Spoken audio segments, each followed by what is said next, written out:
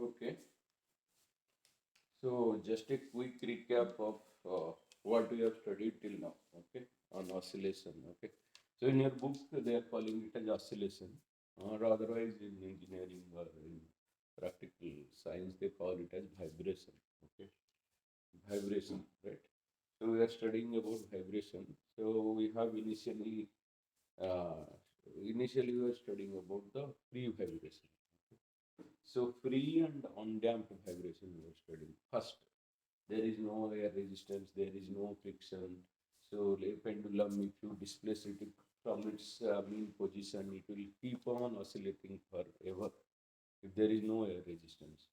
Similarly, a spring mass system, you displace the spring and leave it, it will keep on oscillating forever if there is no friction. Okay, but that is ideal condition. In nature, there is presence of friction, there is presence of resistance. That's why if you leave a spring mass system, the mass just like that, after some time the vibration will die out. It will become static. Similarly, the pendulum, because of resistance, it will remain static. It will not keep on vibrating infinitely. So then that was pre-vibration.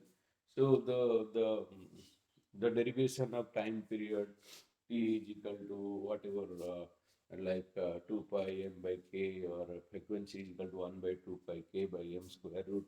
All these things what we have derived was natural frequency. In those cases there was no friction, there was no resistance. Okay. Then yesterday we had discussed about damped free vibration. Okay. So there is no external force. Why the term free? Because it is vibrating without any external force. You are not applying any force there. You are not applying any force there. Only you are just displacing it and leaving it like that. If you are continuously holding it and applying some force, then that would have you would have called it as forced vibration. That means it force is continuously acting on a system. That means that is forced vibration. But when you are just displacing it, leaving it like that, that is free vibration. That means there is no force acting on it. Okay. Uh, for example, your car moving on a road. That means when there is some humps or something, there will be some. We say that there is some vibration, right? So the vibrating is force is coming from the, like say, the rough road. Okay, if the road has lot of ups and downs, there will be vibrating force coming on this suspension system. Like every car will have a suspension system. Okay, so when a force is coming from the ground, you should have a spring system which will absorb that particular external force. Otherwise, it will damage your body or the chassis of the car. Okay, that's why you should have a very good suspension system to observe that. That's why we call in two-wheeler, we call it as shock observer. What is the meaning of shock observer? All of a sudden you are going and then there is some humps on the road. There will be sudden shock on it. So your spring is observing that shock. That's why it is called a shock observer. So like that. So in those cases, those are all forced vibration. Like you are some force from the ground. It got excited. That is called a base excitation problem. Okay. Suppose you have a machine, a rotating machine. You have a motor or whatever. So if this motor is you are putting on this ground, so this motor will have some imbalance force. It will not be 100% symmetric. So there will be motor will be rotating at certain RPM. It will rotate at certain RPM. So MR omega square, some force will be there, some imbalance force. So that force, it will be a periodic force. That force will get transferred to the ground. Okay. So that's why we need to, like when we install some machine on uh, any floor or anything, we have to isolate the ground from the vibration coming from the machine. So there is something called vibration isolation system. Okay, we have, there is something called in vibration isolation and transmissibility. That means we should ensure that less and less vibration should get transferred to the ground. And so that is also like vibration coming from the machine to the ground. Similarly, in case of car, that is a base excitation problem, where the force coming from the ground to the car, okay, like that is base excitation problem. So those are all forced vibration. So you may imagine this. I have a camera here. Okay, I have a machine there. Okay, that machine is transferring that vibration to the ground. So the ground will start vibrating. If the ground starts vibrating and if it is a precision camera, then it's a problem. Like if there are some very, very precision camera, you cannot operate that if the ground is vibrating. The picture quality will not be good. It will not capture the intended picture. So that's why it is very much essential. Like suppose in our mechanical lab, we'll have lot many machines. We'll have pumps, we'll have motors and all that. In that case, we will have to isolate the ground from the vibration coming from those machines. Otherwise, the ground also, the foundation will also, it will be subjected to some kind of means violent force and it will also get damaged. The structure may get damaged. The other structure which are sitting on the ground that also get damaged. So those are examples of forced vibration. So there are three things. One is free vibration, where there is no external force, no damping. The second one, free damped vibration. There is no external force, but there is damping. So in that case, we studied about logarithmic decrement. Slowly, the amplitude of vibration will keep on decreasing. So we had derived a governing equation for that. Okay, so the governing equation, what was the governing equation for that? That was like mx double dot plus bx dot plus kx is equal to 0. That was the equation for free damped vibration. Why free? Because there is no force acting on it. And what are these forces? This Vx is your damping force. V is your damping, and we told that damping is proportional to velocity. So that is x dot means one dot means fast derivative of displacement. So V into x dot is damping force. K into x is your restoring force. Restoring force. And M into x dot is your inertia force, the acceleration force. So all three forces combined together is equal to 0 there, right? So if you see a system, so if you have a system, so if let us say this system has a mass m, and you are just displacing it, okay? When you are displacing it, it will be subjected to a damping force, which is called Bx dot, right?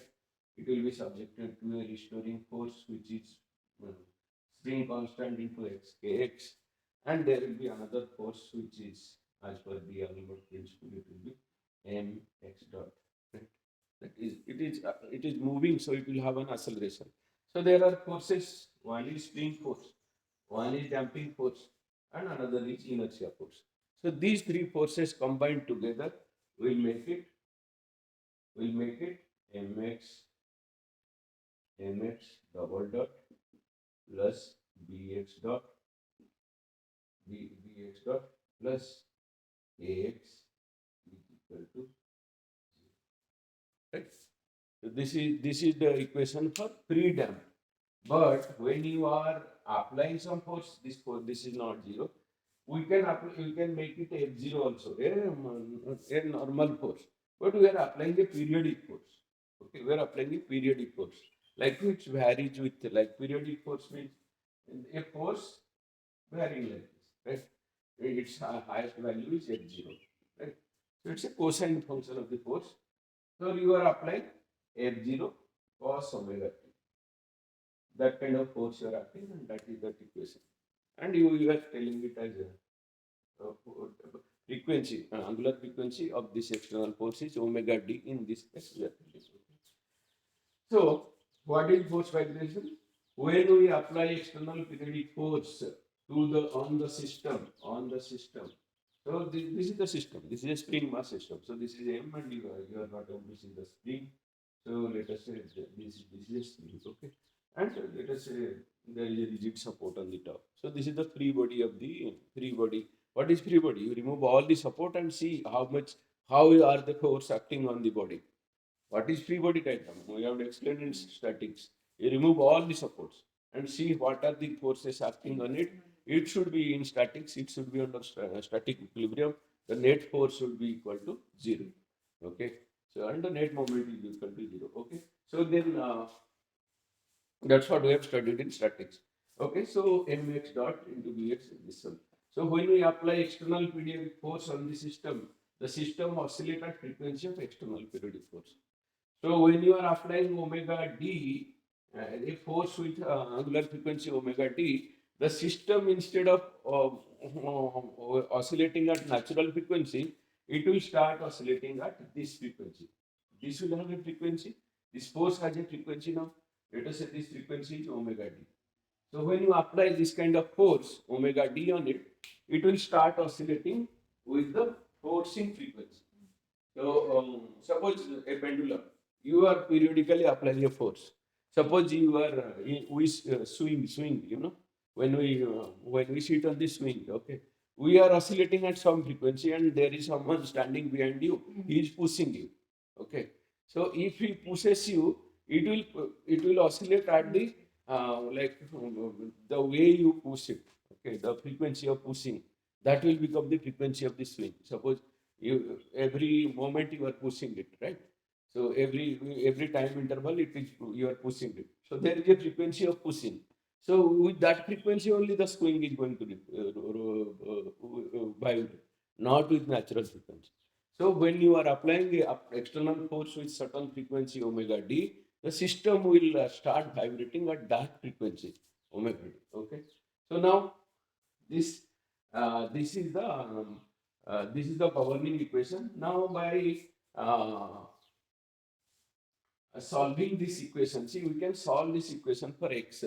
So this is a differential equation where x is the unknown. Okay.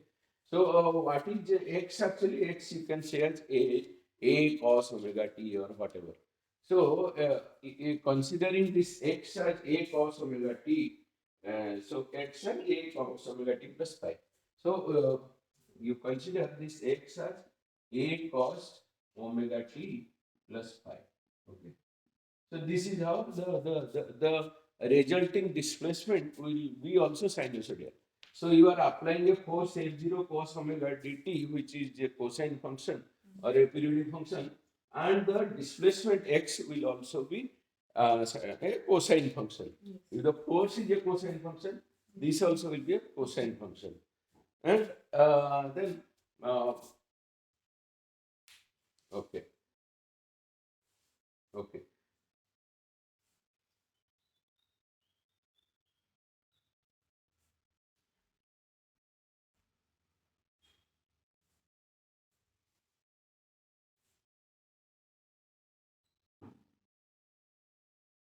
The amplitude A is a function of pole and natural frequency W. Okay. So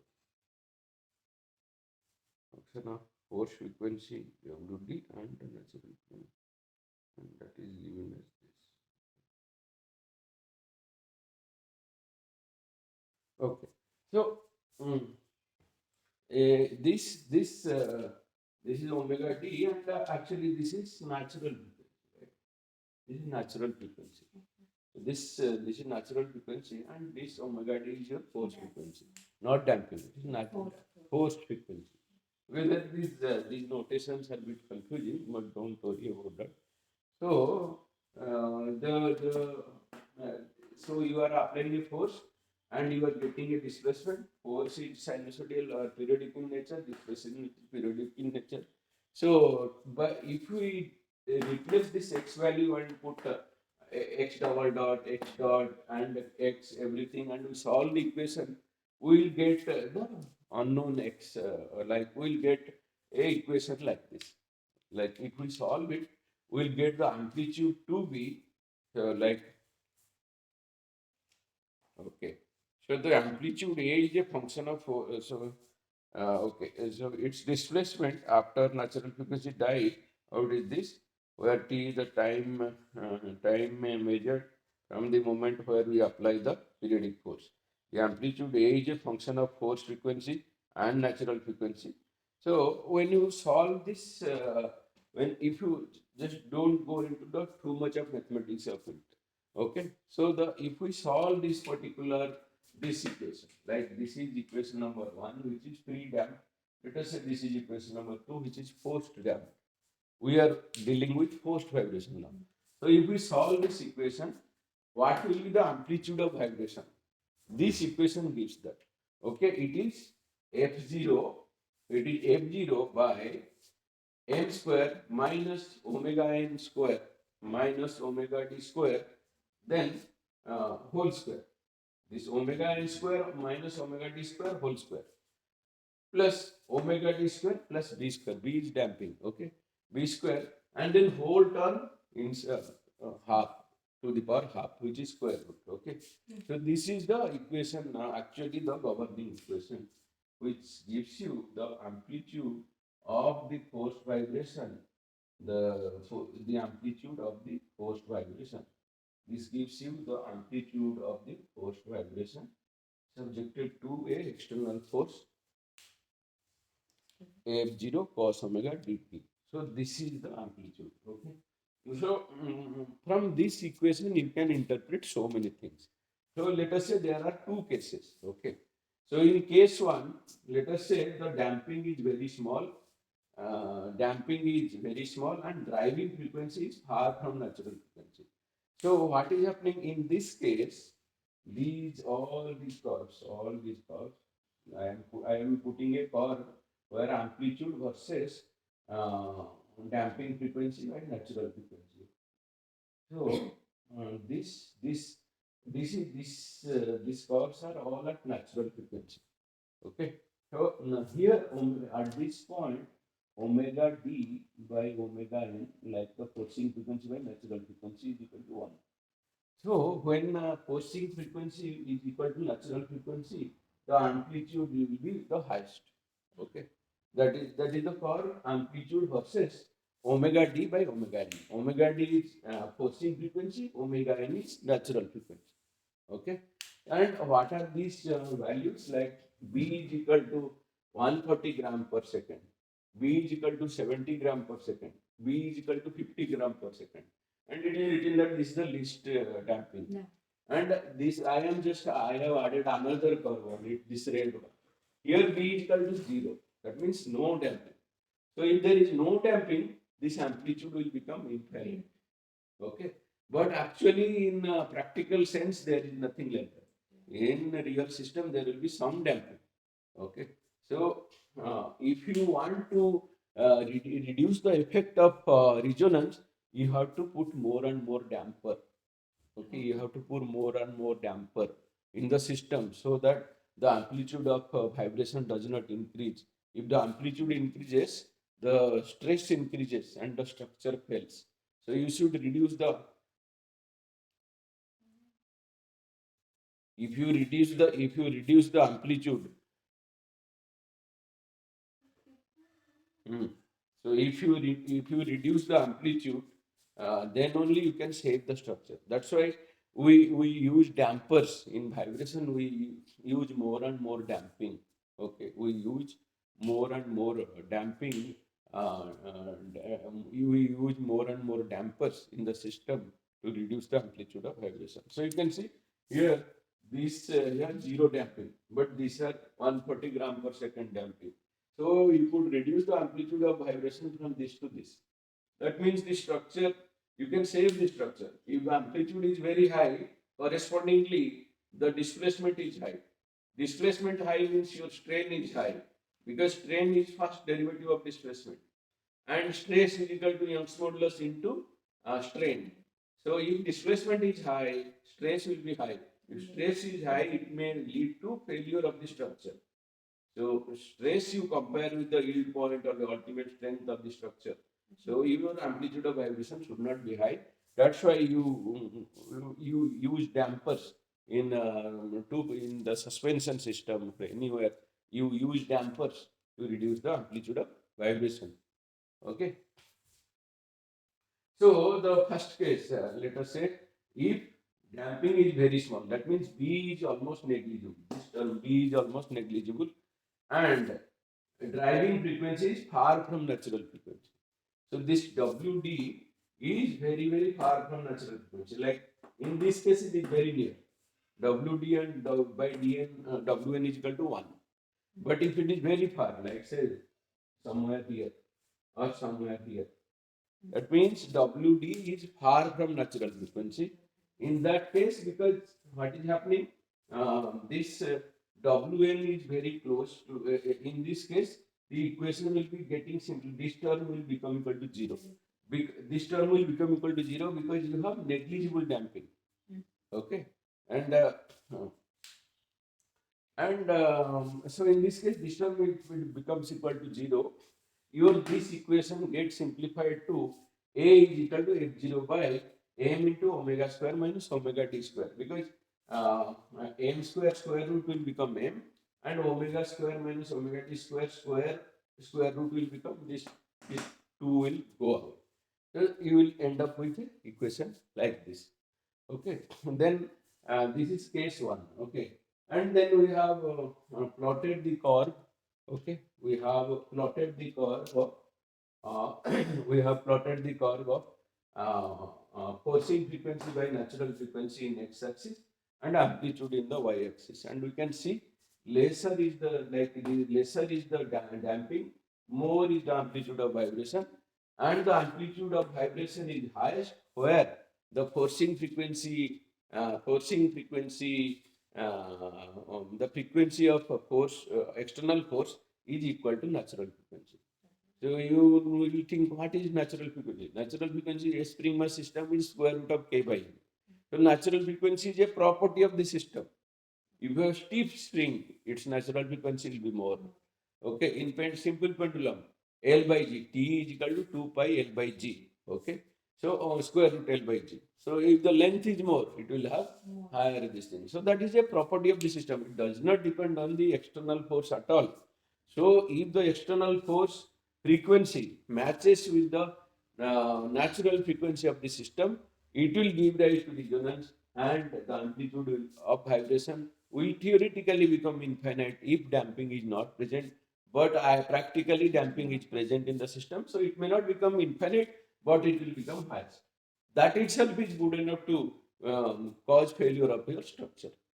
Okay, so we should put more and more damping so that the structure does not fail. Okay, so now there is displacement amplitude as a function of forcing frequency. So we can see that amplitude is a function of omega t, means the more or less, if you are away from omega t, the amplitude will reduce. Okay, and it's also a function of b. Okay, so it's a function of b. Why? The amplitude is a function of b because the lesser is the b, more is the amplitude, right? So the amplitude of vibration, you have to remember this. It's a function of forcing frequency, and it's a function of damping. If it is close to the natural frequency, if the forcing frequency is close to the natural frequency, it will the amplitude will be very high. That is the interpretation of this curve. Okay, so there are 4 curves with 4 different damping, and on the x-axis you have a y-axis you have amplitude. In the x-axis you have forcing frequency divided by natural frequency. This needs to be remembered and understood. Okay, then we will go to case 2. Okay, so driving frequency close to natural frequency. So if the driving frequency close to natural frequency, this term will become 0 because omega n will become equal to omega t. So if this term becomes 0, A is equal to f0 by omega t into b, because square root of omega t square b square is equal to omega t into b. So your amplitude will become f0 into omega t into b. Okay. So when b is equal to 0, so what does this imply? When the damping is equal to 0, amplitude will be infinite. When omega n is equal to omega d, what is the interpretation? We have first assumed that omega n is equal to omega d. This term got cancelled. Now, from this, you know, when omega n is equal to omega d and damping is equal to 0, amplitude is infinite. That is the interpretation. Okay. Which is not possible. Okay, so that is the interpretation. So, there is a example in your book, what they have given there, like let us say you have you have one pendulum, you have another pendulum, you have another pendulum, okay, and you have another pendulum, and you have another pendulum. So let us say this is these are some pendulums.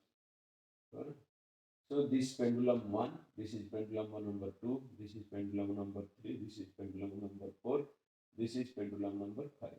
Okay, there are five pendulums hanging from the support. So what you did, you apply some force on the pendulum number one. Okay.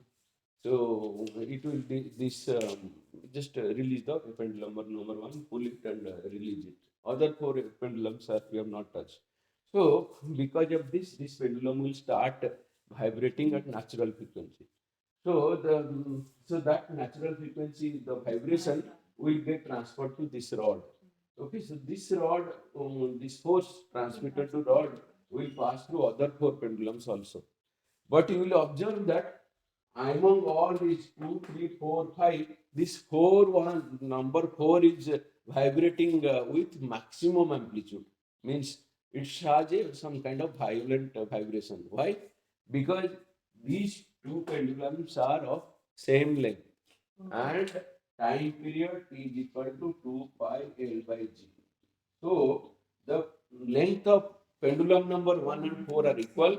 That's why the natural frequency of pendulum number of 1 and 4 are equal, and you are creating a forcing force with frequency equal to the natural frequency of pendulum number 1. That's why you will observe that the pendulums of same length, the number 4 pendulum is vibrating much higher with much higher amplitude as compared to number 2 and 2, 5.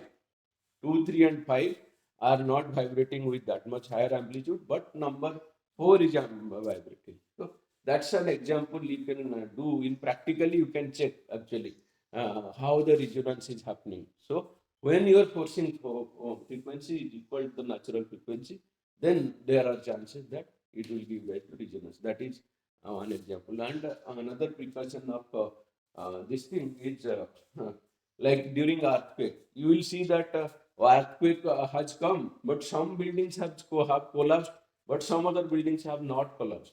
Why? Because the same earthquake, why one building is still standing, other building is not is collapsed. What can be the reason? Because the height of different buildings are different. So it depends on the size, it depends on geometry, it depends on material. So so depending on the height of the building, the natural frequency of the building might be different. So if the natural frequency of the earthquake is matching with that of the earthquake is what? A vibration of the earth. It will have a frequency. So that frequency of earth, the vibration, if it is matching, natural frequency is matching with the natural frequency of the building, that building might have collapsed. Okay. But remaining might be standing. That is one example. And how it can happen. Another example is that when soldiers are marching on a bridge, they are told not to march in phase or normal way. Then they need not march in the way normally they do the marching. They can do it in a different way so that they will not create a periodic force with a frequency which may match with the natural frequency of the bridge. Otherwise, the bridge may collapse also. So they are advised not to march in a normal manner as they do.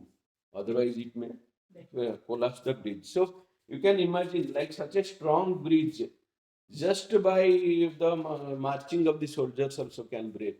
So how critical is this dynamic or this resonance and natural frequency matching with the forcing frequency. So that's why we do what static analysis you do. Whatever this study we are doing, this is called dynamic analysis.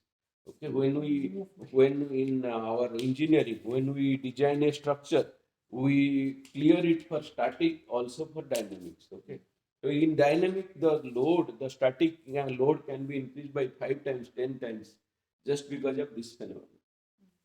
Okay, so with this, we have come to an end of oscillations or vibration. We have covered free vibration, we have covered free damped vibration, we have covered forced vibration, we have derived natural frequency, time period. We have talked about spring, the velocity acceleration of a simple harmonic motion. All that we have covered, and energy in simple harmonic motion. So all these things we have covered. At least there will be 2, 3 numericals in your exam on this. So your job is to whatever I have taught in last 6, 7 days. Just now understand the concept.